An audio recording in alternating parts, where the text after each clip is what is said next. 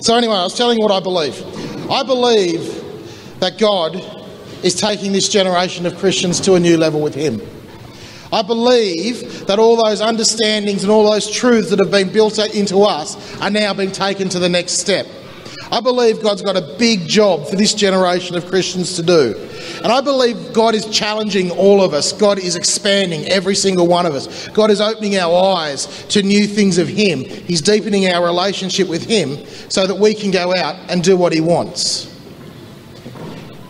I believe the mandate that he's given us is found in John 14:12. Don't worry about opening there, I'll read it to you, but get to know this verse, because I tell you, this is a verse for our generation. And when I say our generation, I mean every Christian that is around today. I'm not talking about age, I'm talking about everyone that's here. That's our generation of Christians. John 14:12 says, "Very truly I tell you, whoever believes in me will do the works that I have been doing, and they will do even greater things than these, because I am going to the Father." That's Jesus speaking. That's Jesus telling us that we've got to do even greater things than him. Even greater miracles, even greater healings, even greater things than him. And I believe that is a verse for our generation. I believe that is a verse for us. We should all be doing greater things, and I believe the time is approaching when we're going to see it come to pass. I believe the time is upon us. I believe we have waited long enough to see these greater things happen. And I believe that's why God is taking us to this new level with him. Over the last few weeks, I've been fortunate enough for God to reveal to me sermons that have taken me to a new level with him. We've talked about aligning himself with his will, but not just in obedience. We looked at that new level where we're partnering with God, where our hearts and his hearts are aligned. Last week we looked at a new understanding of his love and forgiveness for us, and it gave me a brand new understanding of what it is. It gave me a brand new understanding that God's just not pushing it aside. God's not just ignoring our sin. He's seeing us as perfect. The slate's wiped clean. That took my understanding of God to a whole new level. I've always said when I preach, I learn as much as anybody else. This isn't coming from my knowledge, this is coming from revelation. And when God reveals it to me, I'm privileged enough to learn. A little while back, we learned about a new powerful prayer life, about taking our prayer life to a new level. And God's taking this generation of Christians to a new level. And it's an exciting time. I'm excited for the time that Christians today are living in. I'm excited to see what's going to happen. I'm excited to start seeing miracles. I'm excited to start seeing healings. I'm excited to start seeing abundant flow from God. And I'm excited to see thousands of souls coming into the church through the power of the Holy Spirit. That's the time we're moving into. But what God's doing is he's breaking down beliefs. He's breaking down the old ideas we've had. He's breaking down some of these things, some of these misconceptions that we've built into ourselves. And he's taking us to a new level with him. I'm looking forward to the time when we don't just read about miracles and healings or hear about them in some obscure part of the world, but we see them happen every day. I look forward to the day when miracles and healings become the norm. It becomes normal for us. It becomes so normal you don't even hear stories of it. Why? Because it happens so often. It happens all the time. That's what I'm looking forward to. And this week, God revealed to me a sermon about faith. And God said, I want you to preach on the next level of faith. And I said, God, I've heard millions of sermons on faith. I know faith. I'm good at faith. Whether I am or not is irrelevant. But I said to God, I'm good at faith. They've all heard a million sermons on faith. I don't want to preach a sermon on faith. And God said, no. I want you to take them to the next level of faith. And that's what we're going to look at today. The next level of faith. When God revealed this message to me, it really expanded my faith. And it needed to this week, I'll tell you. It really expanded my faith. It's taken my faith to a new level.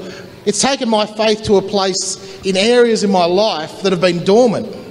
Places where I didn't even know faith applied. And I'm hoping we can all have that today. I'm hoping we can all see if today's message expands your faith through the power of God. Amen? Amen. First area of faith I want to talk about is the faith that God is able. I reckon this is actually an aspect of faith that we all have a pretty good handle on. I reckon right from Sunday school, when we're little tackers, right through, we're taught that God is able to do anything. And let me give you an example. Does anyone here believe that God is able to heal cancer?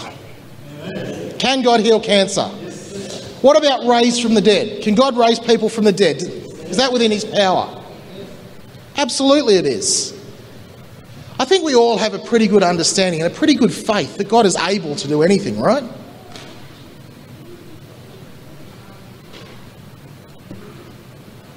But the question that raised in my mind when I started thinking about this, when I started thinking, yep, God can do absolutely anything, is why is it, say in the example of cancer, if I've got the strong faith that God can do anything, that anything is within his power, that he can heal a cancer, why do we see it too infrequently? And I got stuck on that question for about, I reckon, 4 hours. That's as far as the sermon got. And so I thought, geez, I better go back to God and see what he's got to say about it. And I got in the Bible and I was praying and all that sort of thing. Because I'd stumbled on this major paradox. We all believe God is well able. I don't think our faith is particularly lacking in that area. I just asked you the question and everyone said, yes, absolutely, I believe. I don't believe our faith is lacking in God's ability to heal.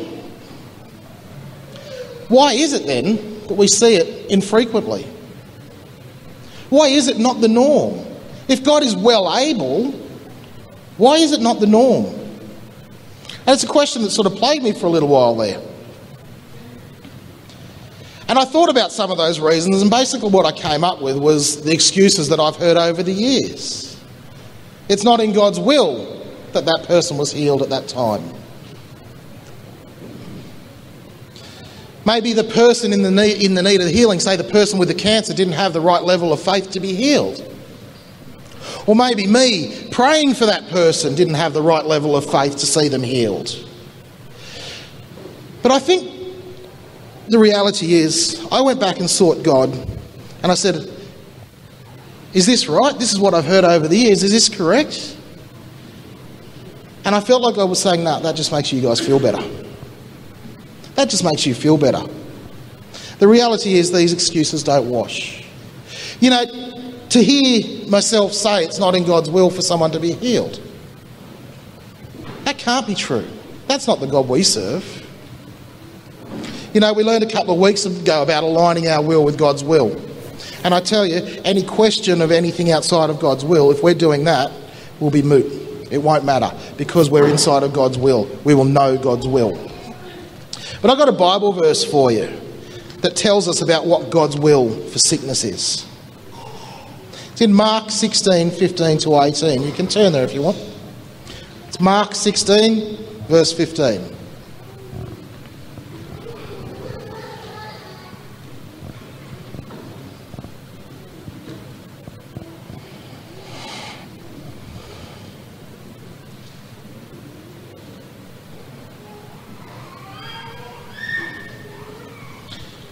Mark 16, here we go.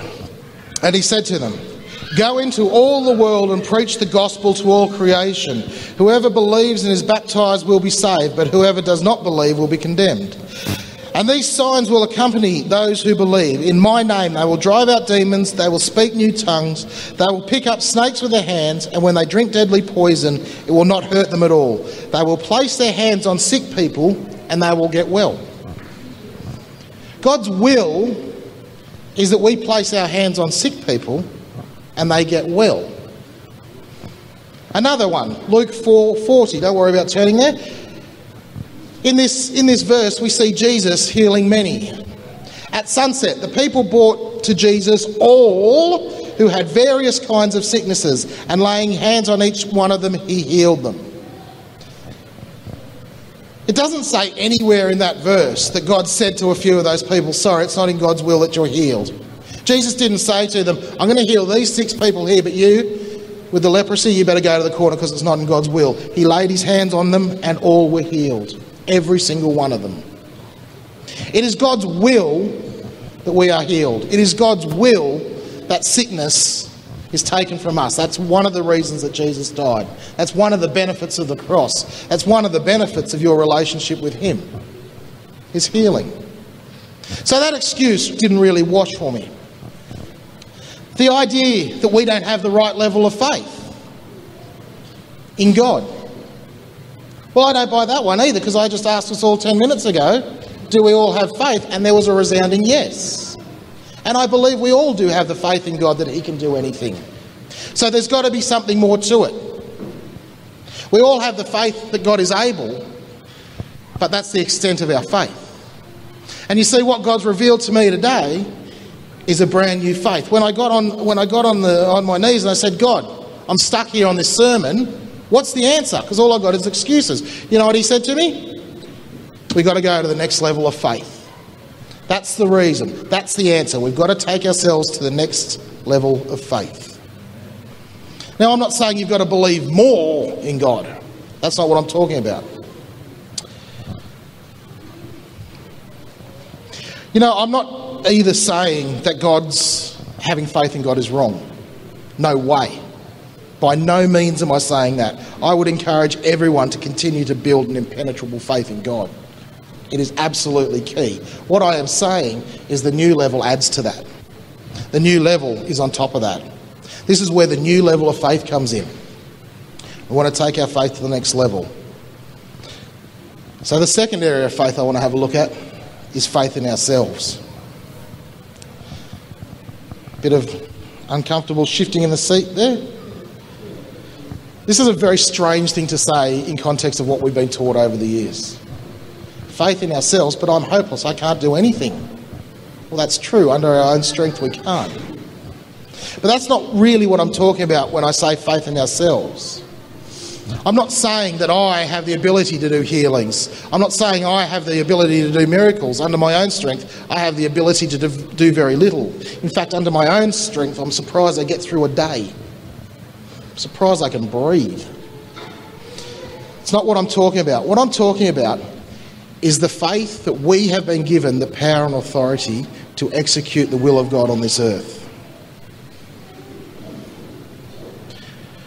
We have been given the power and authority to do these things that I mentioned right up front in John 14. We have been given the power and authority to do greater things. Yet we seem to have this habit. Let's again take the example of sickness, of saying, God, sort it out. God, this person is sick.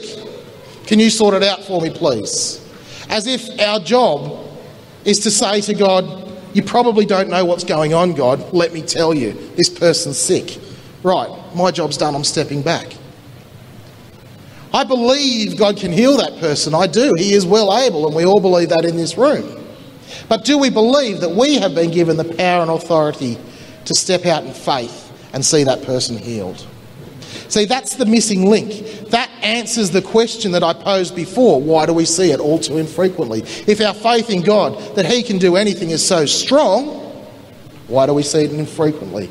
And the reason is because we haven't accepted a faith in our own power and authority given to us by Jesus Christ. And that's the missing link in all this. That's the next level of faith.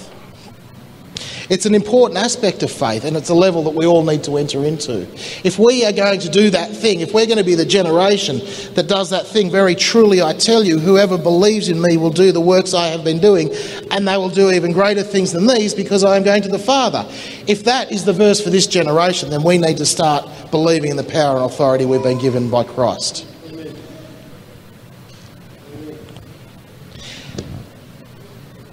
Matthew 10, 1-8. Again, if you don't want to turn there, that's fine. I can just read it out. You can listen. Jesus called his 12 disciples to him and gave them authority to drive out impure spirits and to heal every disease and sickness. Let me read that verse again. That's verse 1 of chapter 10. Jesus called his 12 disciples to him and gave them authority to drive out impure spirits and to heal every disease and sickness. And then in verse 2 it goes on to name the disciples, and I won't bother doing that at this point. We all know who they are. Plus there's big names in there I can't read. And skip to verse 5. These 12 sent Jesus out with the following instructions. Do not go among the Gentiles or any town of the Samaritans. Go rather to the lost sheep of Israel. As you go, proclaim this message. The kingdom of heaven has come near. Heal the sick, raise the dead, cleanse those who have leprosy, drive out demons. Freely you have received, freely give.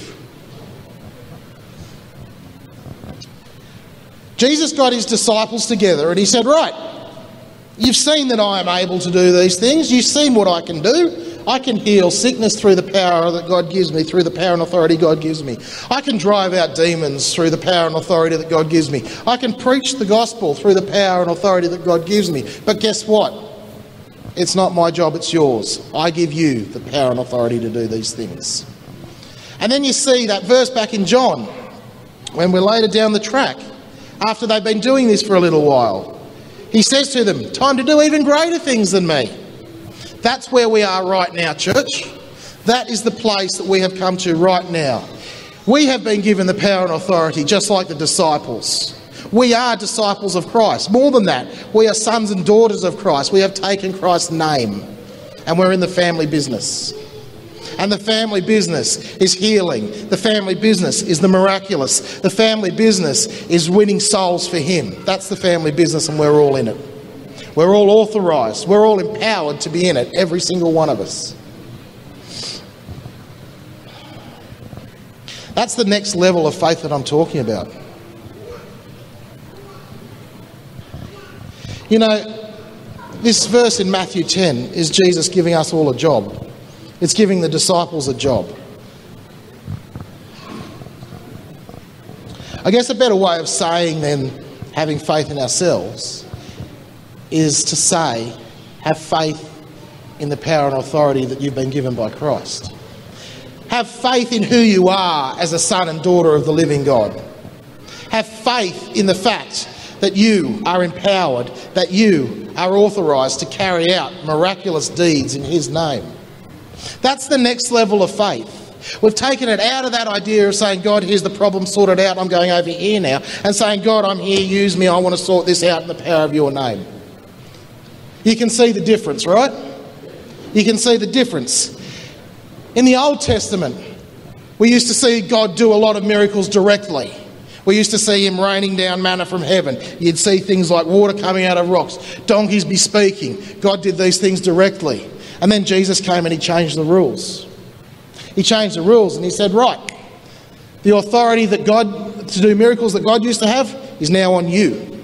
The church, it's on you. Christians, it's on you. He changed the rules. That's what Jesus did in many areas, in all areas when he came. He changed the way things were done. So I'm going to give you a pretty controversial statement at this point. I'm going to say to you, the miraculous is now no longer in the domain of God. It's in our domain. We actually share that domain with God now. The miraculous, miracles, healings, all those sort of things are now in our domain. That's the next level of faith we need to move to. We are empowered by God. We carry with us the Holy Spirit. We are able to do the miraculous through that power. We cannot do it on our own strength, no. But we are empowered. We're in the family business of doing it.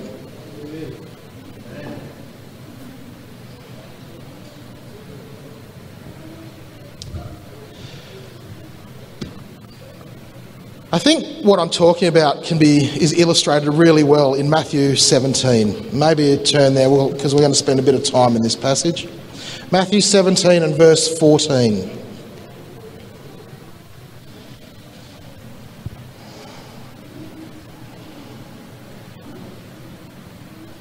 Are we getting what I'm saying here? Good. We all there? Matthew 17 verse 14.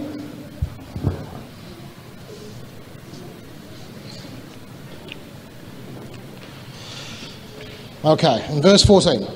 When they came to the crowd, a man approached Jesus and knelt before him. Lord, have mercy on my son, he said. He has seizures and is suffering greatly. He often falls into fire or into the water. I brought him to your disciples, but they could not heal him. And then Jesus replies, "You unbelieving and perverse generation," Jesus replied, "how long shall I stay with you? How long shall I put up with you? Bring the boy here to me." Jesus rebuked the demon and it came out of the boy and he was healed at that moment. Then in verse 19, the disciples came to Jesus in private and asked, "Why could we not drive it out?" He replied, "Because you have so little faith. Truly I tell you, if you have faith as small as a mustard seed, you can say to this mountain, 'Move from here to there,' and it will move. Nothing will be impossible for you." So we've got a situation here where there's a man and his son is possessed by a demon and he'd be throwing himself into water and fire, and this bloke obviously has to keep pulling the son out, because if he keeps throwing himself into fire or water, he's going to die. It's not good for you to do these things. But the demon is causing this guy to throw himself into these things.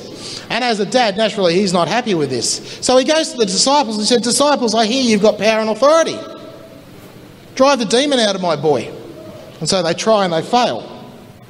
And I would imagine at about that point, the disciples would have said, "Look, you better take this boy to Jesus. You better take him to Jesus and let Jesus sort this out, because it seems to be beyond us." So they brought the boy to Jesus, and Jesus instantaneously healed the guy, healed the boy. The demon was driven out and the boy was made whole.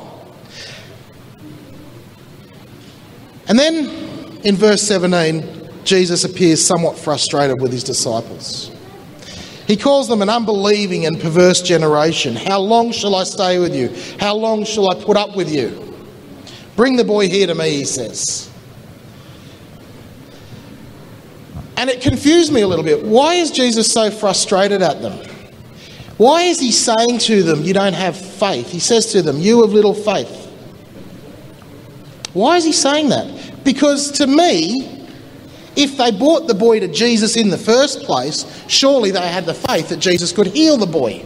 Surely they had the faith that Jesus could drive out demons. By Matthew 17, they'd spent some time with Jesus already. They'd seen him do it time and time and time and time again. I don't believe for a moment that the disciples' faith in Jesus was lacking. I believe, like us, they believed Jesus could do anything. But the problem here wasn't their lack of faith in Jesus or their lack of faith in God. The problem here was the lack of faith that they had the power and authority to do exactly what Jesus did. That's the next level of faith. You look at him, he rips into them. "You unbelieving and perverse generation, how long shall I stay with you? How long shall I put up with you?" That's Jesus saying, "I've given you the power and authority. I've given it to you. I don't want to be here anymore. I shouldn't have to do this for you. You should be able to do it yourselves." And he was frustrated with them. He was frustrated because he'd given them that power and authority, but they still lacked the faith that they had it. Their faith in Jesus wasn't remotely lacking. Their faith that they had the power and authority to do the same thing was. Jesus was asking them, "How long do I have to put up with you? When are you going to move to this new level of faith? When are you going to move past this Old Testament idea that God's just going to do it all for you and you're a bystander? When are you going to move into this new faith, this new authority, this new power that I've given you?"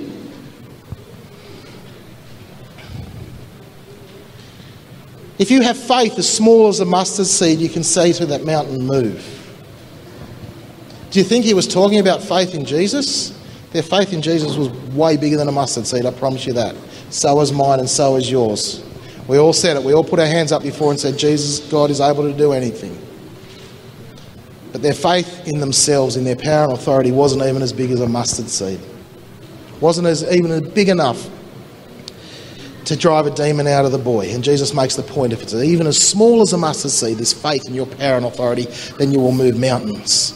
And guys, we've got mountains that we need to move. We've got a lot of mountains that we need to move in this world. We've got a lot of mountains that we need to move in this country, in our own lives, in our own communities. There is a lot of mountains that need moving. And we sit on this faith that we've got in Jesus and say, "Jesus, we've got this problem in politics. We've got this problem in the community. I've got this problem in my family or in my life. Jesus, move that mountain." But Jesus is saying to us, no. If you've got faith as small as a mustard seed, you move the mountain. You move that mountain. And what is the final thing that he says here? Nothing will be impossible for you. It doesn't say nothing will be impossible for God. We all know that. Nothing will be impossible for me. He doesn't say that. He says nothing will be impossible for you. And the reason he says that is because we have the power and authority to move mountains. We have the power and authority to see change. We are not called to sit here dormant. We're not called to sit here and do nothing. We are called to move mountains. And all we need is faith as big as a mustard seed. But make sure it's that faith, that ever-expanding faith. Take that faith out of that place where it's complete faith in God and add to it. Expand it into that faith that you have the power and authority, that I have the power and authority to see these things happen. It's the only thing that's ever going to change this world.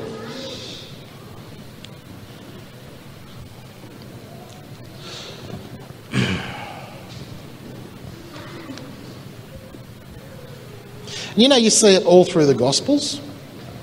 All through the Gospels. I challenge you, have a look, get a concordance or get onto BibleGateway.com and type in the phrase, "you of little faith."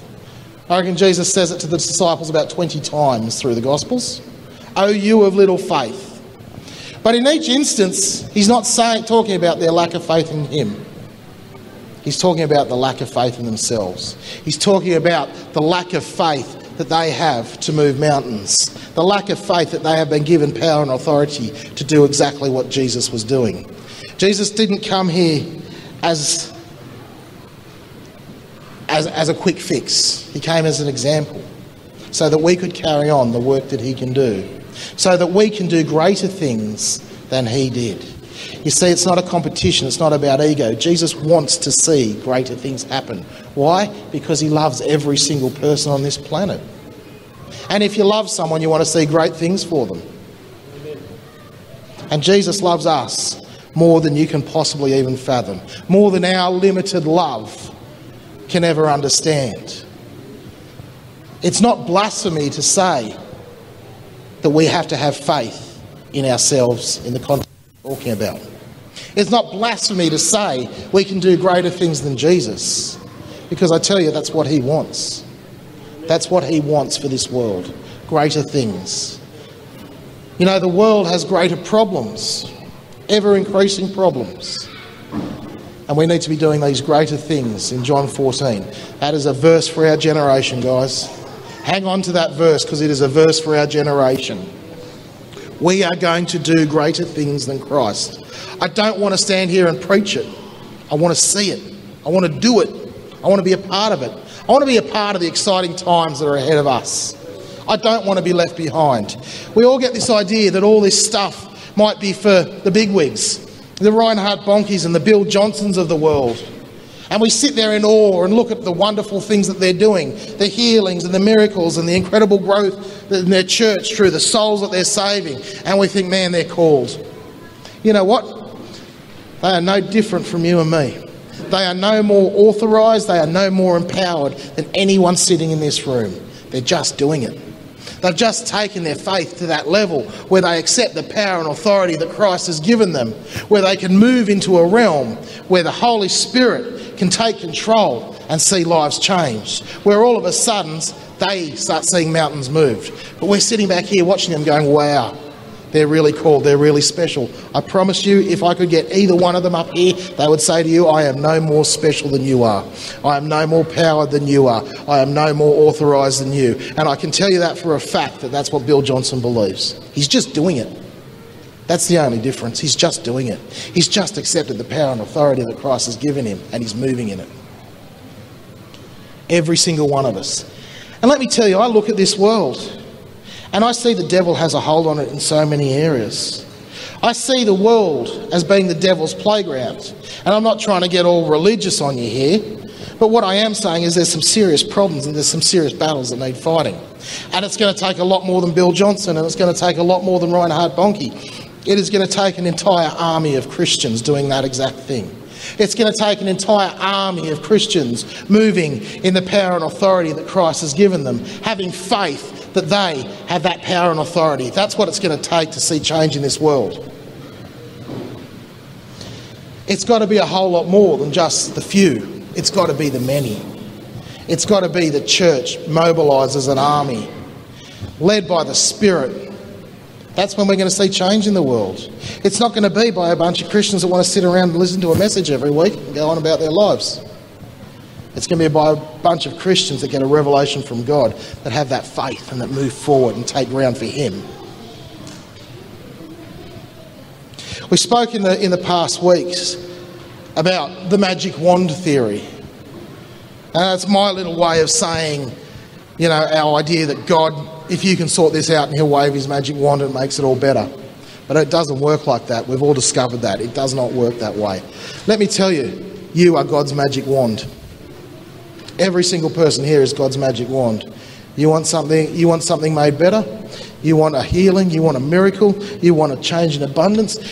Too many of us, myself included, stare down the barrel of situations that look hopeless. I'm sick of staring down the barrel of situations that look hopeless. I'm not meant to. I'm sick of looking down the barrel of I can't afford this, or I can't do that, or I don't know where to go next. I want to start moving in the power and authority that Christ has given me. I want to start seeing mountains moved. So when I come across a problem and I say, I don't know what to do, God's like, that's good, because I do. And I'm going to use you. You're inside my will, son. Take that power and authority and go and speak into that situation and see miraculous change. I want to see miracles I can't even imagine. Solutions to problems that don't even enter my head. Because God is moving so powerfully.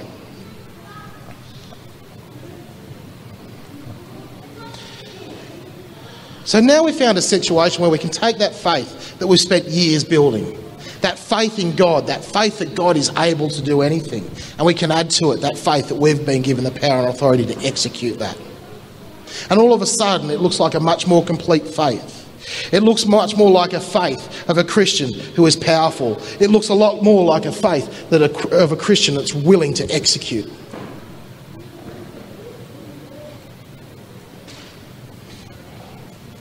Let me tell you something about the devil. The devil is actually scared of every single Christian. He is scared of every single person in this room, not necessarily because of what we are now, but because of what we could become, because the potential that we have, because the potential we have to start moving in the Spirit. And that scares him. The moment we take on that level of faith, where we believe we have the power and authority to do greater things than Christ, the devil knows he's in trouble. And he will do everything that he can do to stop us moving into that place. He will do everything he can do to stop us taking on that new level of faith. He doesn't want that question answered. Why is it I've got this faith in God, but too infrequently I see the results of that? He doesn't want us expanding our faith to the next level, because he knows when he does, he's going to lose some ground. He's going to lose his hold on this world. He's going to lose his grip on this world when that happens. And he's going to lie to you. And he's going to say, no, you can't let the preacher tell you that you're greater than Jesus. It's not what I'm telling you. I'm telling you you can do greater things than him. It's not blasphemy. It's in the Bible. He's going to sit there and tell you it's for someone else to do. Who am I? That's a lie. It's not for someone else to do, it's for you to do. It's for all of us to do. It's a subtle lie, but it's a lie. You're not going to see it happen if we all sit around and saying someone else will do it. We all need to be doing it. Don't let the devil lie to you, because the reason he's lying to you is he's scared of you. He's scared of what you could become. And you know what? I'm all for scaring the devil. I'm all for scaring him. And if for no other reason you want to do it, start moving in this level of faith, because it'll really annoy him.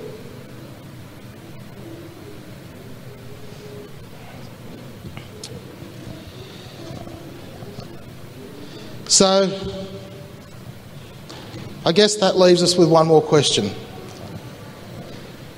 How do I achieve this level of faith? And this is where I got stuck once again. I got stuck in this sermon again at this point. I said, that's great revelation. Thank you for that, God. Thank you for showing me where I can expand my faith. Thank you for showing me the power and authority that I have. How do I build that belief? Where does it come from? Well, God revealed to me something pretty simple. I'm not a smart man, so it takes me a while. But he says, all faith comes from God. All faith comes from me, he said. If you want to build your faith in him and take it to the next level, then guess what it comes back to? It comes back to that thing that I seem to preach on every single week. The answer that I come back to every single week. One word: relationship. Are you noticing a pattern here? I'm preaching on all these different topics. God's revealing to me all these different new levels we can take all these different areas of our Christianity to, but it all comes back to one point: relationship. We have got to move into a relationship with him. We have to grow our relationship with him. You know, over the years, I've tried to build my faith, and I've used my determination. I am determined to believe God will do this. No matter what, I'm determined. Or I've used self-control, or I've used desire, or I've used strength, or I've used discipline. I'm just going to believe it even though I don't want to. I'm disciplining myself to believe that God's going to sort this out. And it occurs to me that that's a very limited type of faith. That's a very limited type of faith. And do you know why it's so limited? Because it's works-based. It's me. It's me relying on my own strength. If I'm relying on discipline, if I'm relying on self-control, if I'm relying on my determination, then I'm relying on me. I'm trying to build my faith and strengthen my faith through my own works. But a limitless faith comes from a relationship with God. A powerful faith comes from a relationship with God. We need to stop focusing on building our faith and start focusing on building our relationship. It will all come out of that. Let me tell you what faith is. Faith is one of the many benefits that comes from a relationship with God. It's one of the many benefits that comes from a relationship with God. Your faith comes out of a relationship. It comes out of the relationship with God. So don't think that you have to be determined in your resolve to go and have that relationship with God. Your faith will come out of that relationship. It's another aspect of the next level of faith. A powerful faith comes from a relationship with God. A limited faith comes from our own strength. Let God build it. We need to stop measuring our faith and start measuring our relationship with him. Put your faith aside for a sec. Put the idea that you even have to build your faith, that you even have to be determined or disciplined or self-controlled. Put that aside for a sec and just focus on a relationship with him. You'll wake up one day and you'll find this supernatural faith that you never knew you even had. This faith that's been dormant in your life. This faith that you never knew applied to some areas. Why? Because God's limitless. His abilities are limitless. The relationship he wants for you is limitless. And the faith, the areas in your life that he can apply that faith is limitless.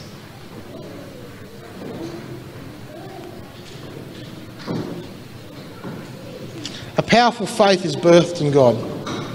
A powerful faith is birthed in relationship. Don't worry anymore about how disciplined you think you are, how strong you think you are, how determined you think you are.